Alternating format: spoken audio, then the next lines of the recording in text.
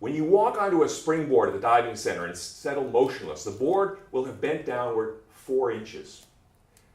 You just start bouncing up and down a little bit.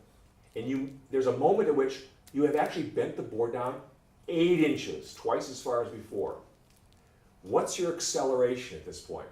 Well, that seems like pulling a rabbit out of a hat. How did any of this have to do with acceleration? How would you ever figure this out? Turns out you can do it. You know that when you bend the board down 4 inches, it pushes up enough to support your weight so that you're motionless and not accelerating. You're inertial. That means it's pushing up with a force equal in amount to your weight, an upward force.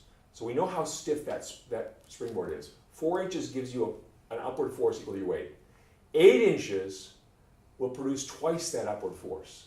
So at the moment when you have bent it down 8 inches, it's pushing up on you with a force equal to twice your weight. All right, what's the net force on you? Well, you've got your real weight down, and you've got 2 weight amount forces upward from the board. So the net force on you is the sum of those two. 1 downward, 2 upward, that's 1 upward. You're experiencing a force upward that is equal to your weight. And we know what happens when you experience a force equal to your weight. You accelerate downward at the acceleration of gravity.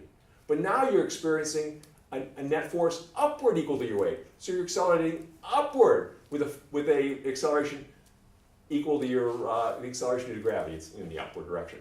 So you accelerate upward at about 10 meters per second squared. That's a tough question. Any thoughts about it? Things I should add to it? All right.